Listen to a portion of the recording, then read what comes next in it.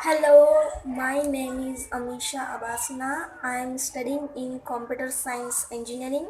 I am from Surat, Gujarat. I am participating in Hackers Meet from ASD Academy. My topic is OS Scientific Framework.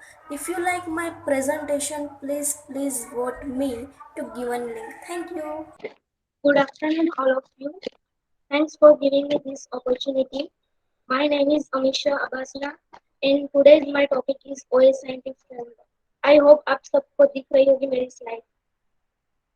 Yes. OS scientific framework.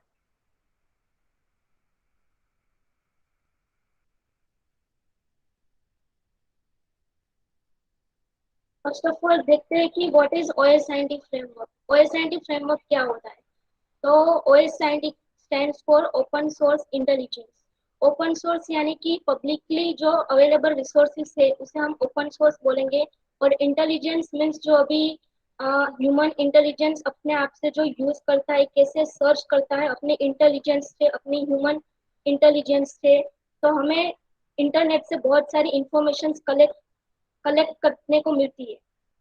और find information about the target means के जैसे कि कुछ domain हो गया, कुछ organisation है, तो हमने कुछ सिलेक्ट किया हो. जैसे कि एग्जांपल ऑफ मैंने bata.com, वो मेरी टारगेट वेबसाइट है, तो वो सर्च मुझे सिर्फ डोमेन का नाम पता है और उस डोमेन के बारे में मुझे बहुत सारी इंफॉर्मेशन कलेक्ट करनी है.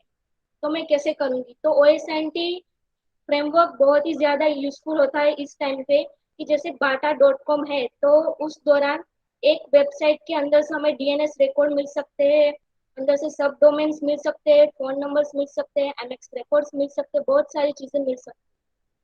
और ओएस साइंटिफिक फ्रेमवर्क आजकल कहाँ पे यूज होता है? जैसे कि डिजिटल इन्वेस्टिगेशन हो गया, red team, blue team operation.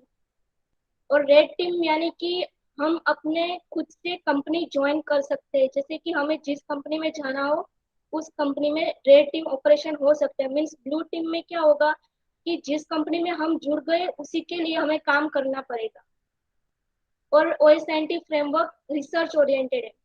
There's three way to gather data information: active collection, semi passive collection और passive collection. Active collection, semi passive collection और पैसिव कलेक्शन हम बाद में नेक्स्ट स्लाइड में विजिट करेंगे. ओएसएनटी framework में बहुत सारे टूल्स अवेलेबल है और टेक्नोलॉजीज.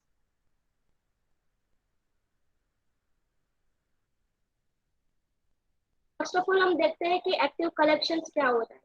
एक्टिव कलेक्शंस यानी कि हम डायरेक्ट कांटेक्ट करते हैं किसी टारगेट वेबसाइट के ऊपर. मोर एक्यूरेट और up to date information. High risk of being detected. Direct scanning like Nmap और Nikto. Tricking target into clicking on link और reveal more information. Means active collections यानी कि हम टारगेट के साथ जुड़े होते हैं और उसे स्कैन करने के लिए हम कौन कौन से टूल यूज करते हैं, जैसे कि एनमैप हो गया, निक्टो हो गया. और मोर एक्यूरेट रिजल्ट हमें देखने को मिलता है.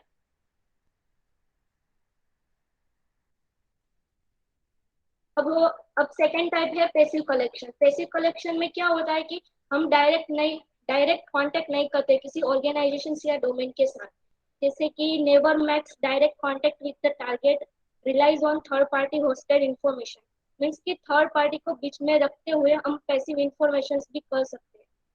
पैसिव स्कैनिंग लाइक शोडान और हुईज क्वेरी. पैसिव इंफॉर्मेशन अभी मैं आपको लाइव प्रैक्टिकल एग्जांपल करके दिखाऊंगी. पैसिव इंफॉर्मेशन कैसे होता है. शोडान के थ्रू हो सकता है, यूएस के थ्रू हो सकता है, नेटक्राफ्ट के थ्रू भी हो सकता है. ट्राइंग टू गैदर पब्लिक और technical records to show back. आप सबको डायग्राम दिख रहा होगा कि कैसी इंफॉर्मेशन गैदर कैसे कलेक्ट करते हैं. जैसे कि यहाँ पे लेफ्ट हैंड साइड पे दिखा हुआ है कि ओएसआईटी टूल्स एंड फ्रेमवर्क. रिकॉन एनजीए, मल्टिंगो है, सब लिस्टर है, द हार्वेस्टर, ओएसआर फ्रेमवर्क है, नेटक्राफ्ट है, शोडान है, मेटागुफिन है, एफओसी है.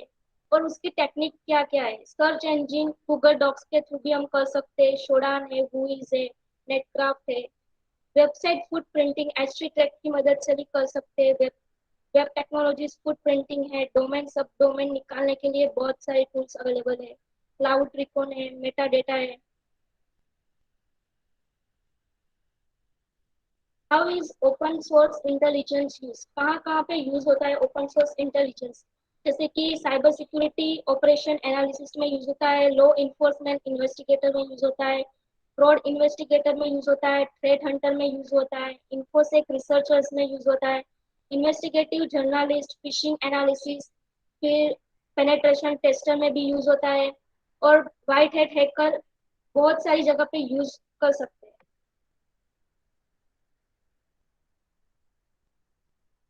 तो आगे हमने अभी टूल देखे ओएसआईटी टूल्स, वही है प्रैक्टिकल डेमोन्स्ट्रेशन में।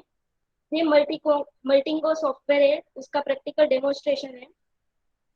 जैसे कि एक डोमेन सिलेक्ट किया गया है, उसके ट्रांसफॉर्म्स होते हैं बहुत सारे। एक पेरेंट डोमेन से हमें बहुत सारी इंफॉर्मेशन मिलती है, चाइल्ड इंफॉर्मेशन जो आपको दिख रहे हैं डॉट्स में।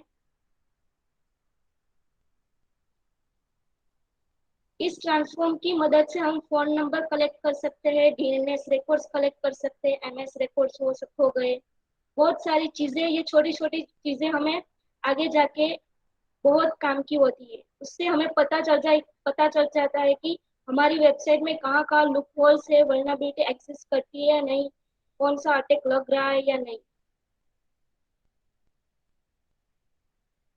अब मैं आपको लाइव प्रैक्टिकल करके बताती हूँ।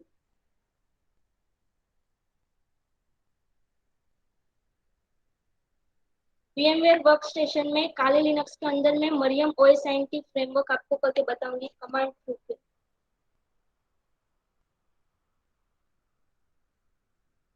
साइबर सिक्योरिटी और पेनेट्रेशन टेस्टर हमेशा हैंड्स ऑन होना चाहिए उसमें, कमांड के ऊपर। और आपको टेक्निकल और नॉन टेक्निकल दोनों में ही ये देखने को मिलेगा।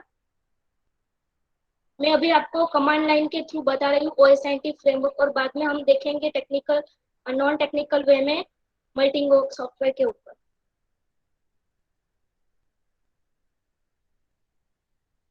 इसे लोड हो जाने देते हैं।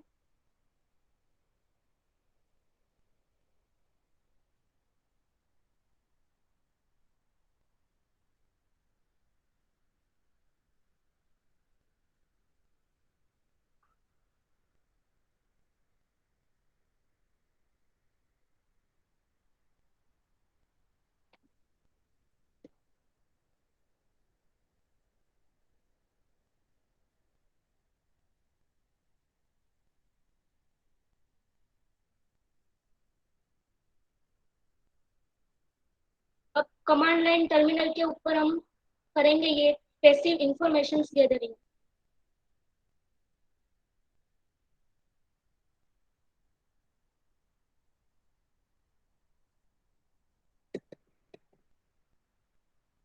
मरियम आपको इंस्टॉल करना पड़ेगा, एपीटी इंस्टॉल करके आप कर लेना इंस्टॉल, क्योंकि मेरे में बाय डिफॉल्ट इंस्टॉल है मरियम ओएसआईटी फ्रेमवर्क। ये ओपन सोर्स इंटेलिजेंस फ्रेमवर्क है, पब्लिकली रिसोर्स अवेलेबल है। जैसे कि यहाँ पे डिफॉल्ट वर्क स्पेसिस क्रिएट है, तो हम देखते हैं कौन कौन से कमांड है। इसके लिए हम पहले हेल्प कमांड देखते हैं क्या क्या कमांड अवेलेबल है। एग्जिस्ट कमांड है, हेल्प कमांड है, मॉड्यूल्स रिलोड करने के लिए कमांड है, रिपोर्ट जनरेट करने के लिए कमांड है, सर्च कुछ मॉड्यूल सर्च करने उसके लिए है, कुछ सेट करना हो शेल भी एग्जीक्यूट कर सकते हैं हम, कुछ शो करना हो, अनसेट करना है, अपडेट वेब और वर्क स्पेस। अब हम देखते हैं कि शो ऑप्शंस में क्या आता है। शो ऑप्शंस में हमें एजेंट मिलेगा, API mode, protocol, proxy, rand agent, update check. ये सारे हम अपने हिसाब से सेट कर सकते हैं। जैसे कि मैं अभी आपको बताती हूँ टाइम आउट 10 है, तो वो अभी मैं चेंज करके आपको बताती हूँ कैसे करते हैं। सेट टाइम आउट, आप टैब यूज करेंगे टैब की तो ऑटोमेटिक वो लिख के आ जाएगा सेट टाइम आउट। जैसे कि यहाँ पे 10 वैल्यू है टाइम की, तो मैं यहाँ पे 20 ले लेती हूँ और देखते हैं फिर से शो ऑप्शंस। 20 हो गया टाइम आउट। अब हमें वर्क स्पेसिस क्रिएट करनी है। वर्क स्पेसिस यानी कि जब हम सब डोमेन क्रिएट करेंगे, जैसे कि हमारा डोमेन है microsoft.com, टारगेट वेबसाइट है, तो उसकी वर्क स्पेस क्रिएट करेंगे और उसके अंदर सारे मॉड्यूल्स एग्जीक्यूट होंगे। और हमें कुछ नहीं पता तो हम यहाँ पे टाइप करेंगे शो शो ऑप्शंस।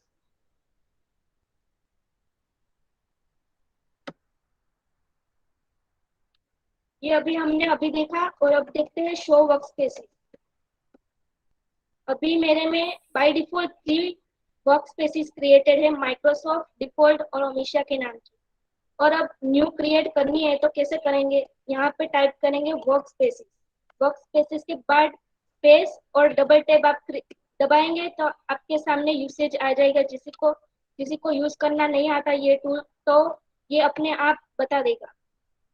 यहाँ पे हम ऐड करेंगे क्योंकि हमें न्यू वर्क स्पेसिस क्रिएट करनी है।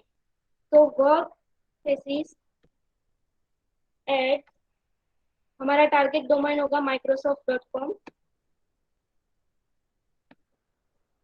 और ये वर्क स्पेसिस क्रिएट हो गई। मरियम के बाजू में microsoft.com का वर्क स्पेस क्रिएट हो गया। अब इसके अंदर हम कौन कौन से मॉड्यूल एग्जीक्यूट कर सकते हैं वो देखना है। क्या क्या है उसमें, देखते हैं। शो मॉड्यूल्स,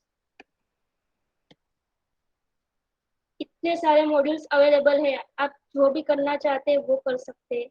जैसे कि यहाँ पे एरिज का है, ओएस साइंटिफिक फ्रेमवर्क है, उसमें भी GitHub link, social nets, dark web crawlers, user name search, tweet search, बहुत सारे अवेलेबल है। नीचे फुट प्रिंटिंग के भी है मॉड्यूल, स्क्रॉल पेजेस, पेजेस को स्क्रॉल करना है, सिर्फ इंटरेस्ट फाइल, जैसे हिडन फाइल हो किसी डोमेन के अंदर, उसके पीछे की इंटरेस्ट फाइल वो भी आपको दिखा सकते हैं।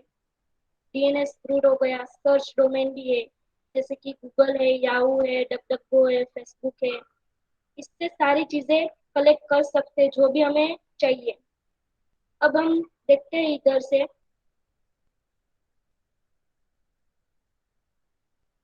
जैसे कि हम ये यूजर नेम सर्च वाला मॉड्यूल यूज करना चाहते हैं, जैसे कि मैं सर्च करती हूँ यूजर नेम सर्च, और एंटर प्रेस करेंगे तो आपको हेल्प कमांड ओपन हो जाएगा। किसी को नहीं पता होता कि यूजर नेम सर्च क्या करता है, तो यहाँ यूसेज भी बताता है कि क्या करता है। जैसे कि search your query across 100+ social networks and show the result. और उसे यूज कैसे करते हैं, ऊपर लिखा ही हुआ है कि यूजर नेम सर्च -h यानी कि हेल्प क्वेरी, और बाद में डोमेन का नेम डालेंगे हम, और थ्रेड मीन्स कि बहुत जल्दी हमें रिस्पॉन्स करेगा पर राउंड के ऊपर। जैसे कि अब हम लिखते हैं यूजर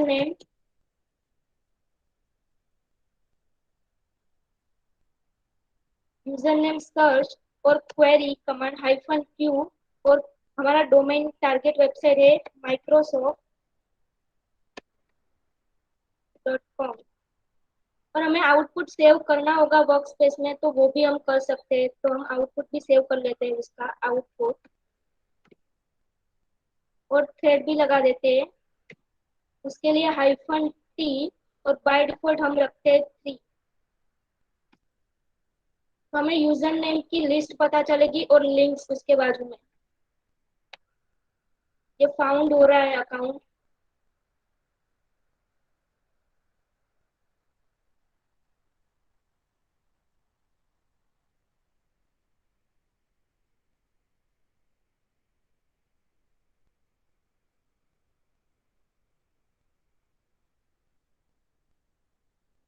ये थोड़ा सा टाइम कंज्यूमिंग है और इंटरनेट की स्पीड के ऊपर भी डिपेंड करता है।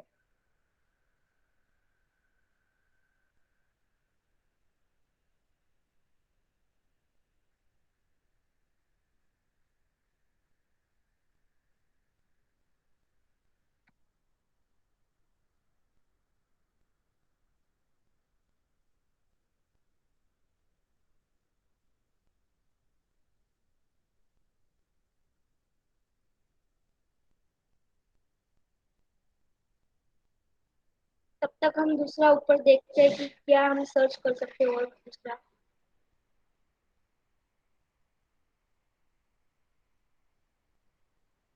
फुट प्रिंटिंग में से हम देखते हैं अब डीएनएस ग्रुप। ये हो जाने के बाद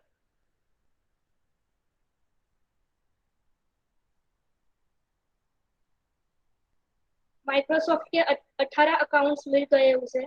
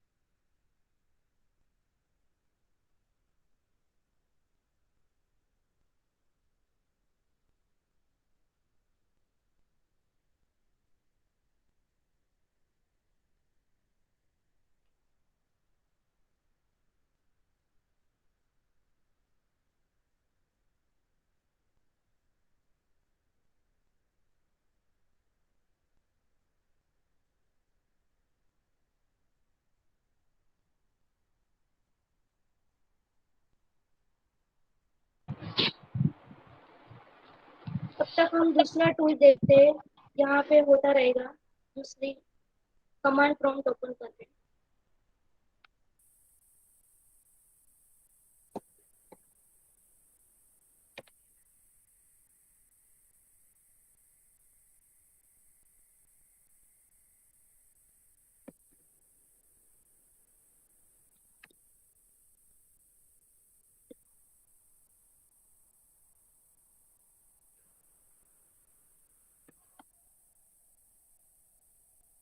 वर्क स्पेसिस हमने सिलेक्ट करनी है microsoft.com, क्योंकि हमारा डोमेन वही है।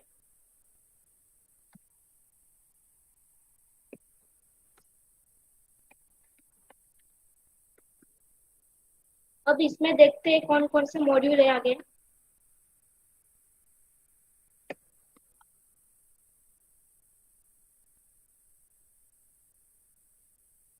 अब हम करते हैं डीएनएस ग्रुप।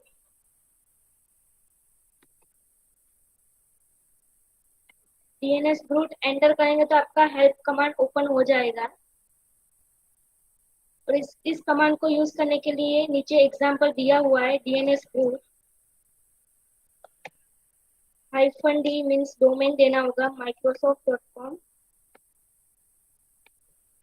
और आउटपुट सेव करेंगे उसका वर्क स्पेसिस के अंदर microsoft.com के अंदर ही।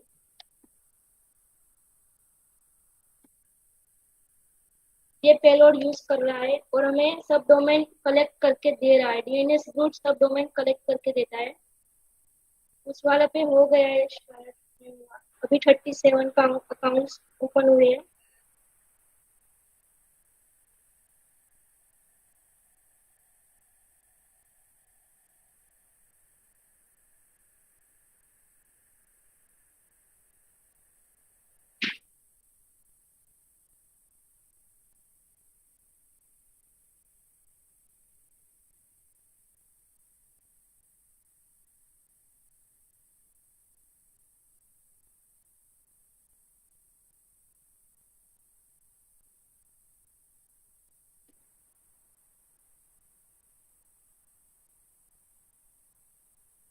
इतने सारे सब डोमेन उसे मिल गए हैं, और ये सारे सब डोमेन्स कलेक्ट करके हम एक एक वेबसाइट को चेक करेंगे तो किसी ना किसी में भी हमें वर्नेबिलिटी मिल सकती है या लूपहोल्स मिल सकता है।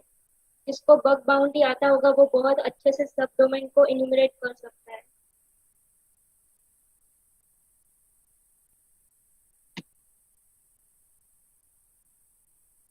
इसमें बहुत सारे सब डोमेन है, तो मैं इसे क्लोज कर देती हूँ, क्योंकि इतने सारे सब डोमेन हैंग हो जाएगा इसमें।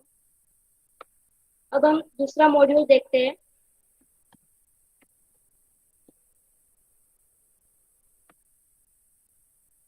जैसे कि सर्च में से हम ट्राई करते हैं ये सर्च एक्स वाला। हेल्प कमांड ओपन हो गई और इससे हम कैसे चल जाते हैं देखते हैं। सर्च एक्स -q क्वेरी के लिए और microsoft.com,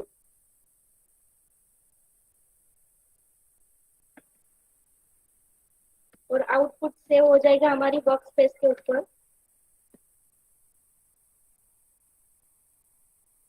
यहाँ पे बहुत सारे डेटा कलेक्शंस हो गए हमारे सर्च एक्स के ऊपर, जैसे कि फोरम्स हो गए, ब्लॉग्स हो गए, बहुत सारी इंफॉर्मेशन यहाँ पे मिलती है। स्टोरीज हो गई, न्यूज हो गई, इवेंट हो गया microsoft.com का। ये सारी लिंक्स अवेलेबल है, और ये सारी इंफॉर्मेशन कलेक्ट होने के बाद हमें पता चलता है क्या क्या वर्नेबिलिटी एग्जिस्ट करती है नहीं। अब ये जैसे कि ये हमने फाइंड किया सर्च एक्स का और उसको वर्क स्पेस में सेव हो गया, बट बाद में हमें ऑफलाइन मोड में देखना हो और रिसर्च करना हो तो इसमें सेव कैसे करते हैं देखते हैं हम। रिपोर्ट एंटर, तो कैसे यूज होता है रिपोर्ट, तो देखते हैं हम। और रिपोर्ट और फॉर्मेट, कौन से फॉर्मेट में आपको सेव करना है, XML, JSON, CSV and TXT। तो हम TXT फाइल में सेव करेंगे, और फाइल नेम क्या देना चाहेंगे, जैसे कि माइक्रोसॉफ्ट का है तो माइक्रोसॉफ्ट ही देते हैं, माइक्रोसॉफ्ट। और मॉड्यूल हमने कौन से मॉड्यूल में से ये सिलेक्ट किया था सर्च एक्स, तो वो मॉड्यूल देखना पड़ेगा हमें।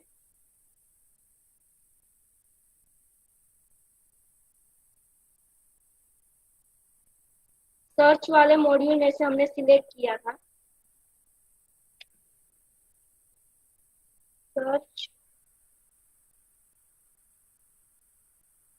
और इधर मॉड्यूल का नेम लिखेंगे,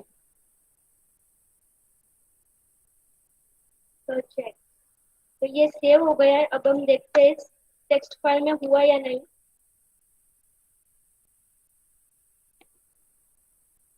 कॉपी सिलेक्शन और पेस्ट। ये देखो टेक्स्ट फाइल में आ गया।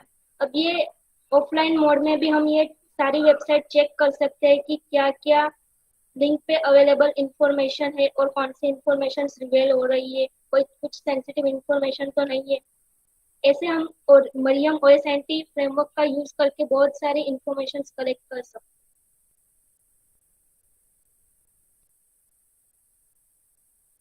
अब मैं आपको मल्टिंगो सॉफ्टवेयर में डेमो बता देती हूँ कैसे होता है।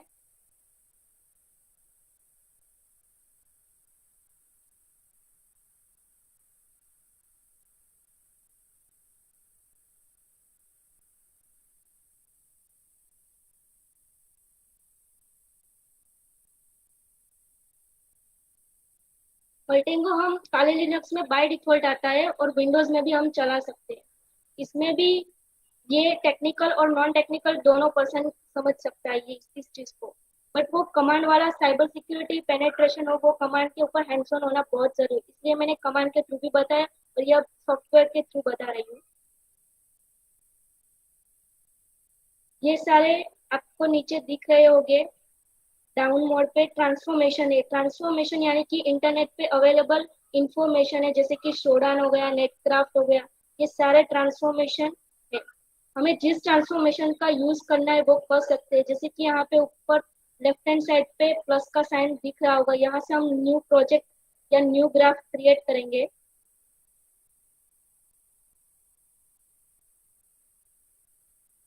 क्लिक होने के बाद ये लोड लेगा और यहाँ पे लेफ्ट हैंड पैनल पे आपको एंटिटी दिख रही होगी। ऑर्गेनाइजेशन हो गया, डोमेन हो गया, ऑटोनोमस सिस्टम हो गया। ऑटोनोमस सिस्टम सीसीएनए में यूज होता है। ये सारे हमें एंटिटी मीन्स कि हमें कुछ भी पता हो स्टार्टिंग का इनिशियली पार्ट, उससे हम स्टार्ट करके बहुत सारे इंफॉर्मेशन कलेक्ट कर सकते हैं। जैसे कि यहाँ पे मैं डोमेन लेती हूँ। डोमेन पे डबल क्लिक करने पर और ड्रैग एंड ड्रॉप करना है सिर्फ, तो यहाँ पे डोमेन आ जाएगा और इसके ऊपर डबल क्लिक करेंगे तो यहाँ पे डोमेन नेम हमें जो भी चाहिए इंफॉर्मेशन वो ले सकते हैं। Microsoft.com, जैसे कि ये लिया Microsoft.com और ओके। और इसके राइट क्लिक करने पर हमें ट्रांसफॉर्मेशन बहुत सारे मिलेंगे, जैसे कि डीएनएस नेम हो गया, मेल सर्वर हो गया, नेम सर्वर हो गया। जैसे कि हमें नेम सर्वर निकालने हैं Microsoft.com के, तो उसके ऊपर राइट क्लिक करेंगे और ये ट्रांसफॉर्मेशन नीचे लोड होता जाएगा। तो इससे सारे नेम सर्वर कलेक्ट हो गए और इस नेम सर्वर के ऊपर हम फिर से राइट क्लिक करेंगे तो ट्रांसफॉर्मेशन और ओपन होगी और इन्फॉर्मेशन मिलेगी। मीन्स ये डेमो थी, हम इसे जितनी वाइडली यूज कर सकते हैं। जैसे कि यहाँ पे मैंने क्लिक किया कुछ ट्रांसफॉर्मेशन पे एनएस रिकॉर्ड के लिए। ये जूम आउट जूम इन करने पर डॉट्स दिखने को मिलेंगे। और ये फॉर्मेट हमें ज्यादा समझ में नहीं आ रहा है तो यहाँ पे और भी लेआउट अवेलेबल है राइट हैंड साइड पर, जैसे कि ये लेआउट है, ये वाला है। ये बेहतरीन रहेगा क्योंकि समझने भी आसान होता है कि बीच में डोमेन है और ये सारे चाइल्ड सब डोमेन होंगे, ये नेम सर्वर होंगे। और जैसे भी इस पर क्लिक किया और उसकी प्रॉपर्टीज भी हम देखना चाहते हैं तो देख सकते हैं। ये बेसिक यूसेज है। इसे हम बहुत सारी सब domains, phone numbers, MX record सब कलेक्ट कर सकते हैं। बट ये डेमो के लिए था। हम बहुत सारी इमेजेस है, कुछ भी इंफॉर्मेशन कलेक्ट करनी हो तो यहाँ से कर सकते हैं ट्रांसफॉर्मेशन का यूज करके राइट क्लिक करने पर।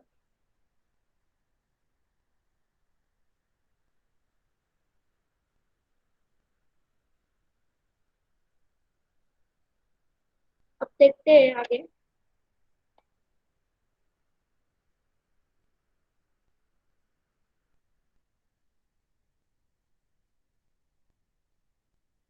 जैसे कि हमारा प्रैक्टिकल डेमोन्स्ट्रेशन खत्म हो गया, अब उसका इम्पैक्ट क्या है।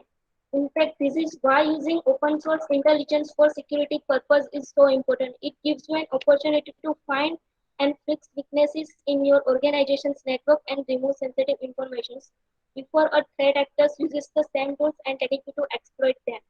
मीन्स जो भी इंटरनेट पे अवेलेबल है सेंसिटिव इंफॉर्मेशन या पब्लिकली इंफॉर्मेशन है तो हमें वो देखना चाहिए कि हमारी कंपनी की कौन सी वो इंफॉर्मेशन से वो रिवील हो रही है तो हमें उसे नहीं रखना चाहिए वो उसका बहुत बड़ा इम्पैक्ट है अब देखते हैं हम remediation remove sensitive information from public sources where applicable हमारी वेबसाइट या डोमेन या ऑर्गेनाइजेशन की किसी भी वेबसाइट पब्लिकली अवेलेबल है तो हमारी सेंसिटिव इंफॉर्मेशन कुछ रिवील तो नहीं कर रही है कुछ हमारी पर्सनल डिटेल तो रिवील नहीं कर रही है वो हमें देखना बहुत जरूरी मॉनिटर करना बहुत जरूरी है हमारी वेबसाइट पर ensure third party connections are properly secure with access restrictions multi-factor authentication segmentations and defense in depth measure means third party को इन्वॉल्व करते हैं जैसे कि एक्टिव कनेक्शंस हम बना रहे किसी वेबसाइट के साथ में तो थर्ड पार्टी एंटर हो रही है तो थर्ड पार्टी के लिए ऑथेंटिकेशन होना भी बहुत जरूरी है क्योंकि हमारी इंफॉर्मेशन जो हम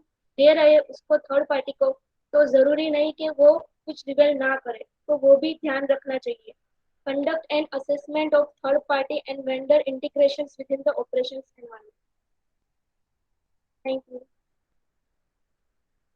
If you have any query or question, तो please ask me and thank you for presentation. And आपको मेरा presentation अच्छा लगा हो तो please vote करिएगा.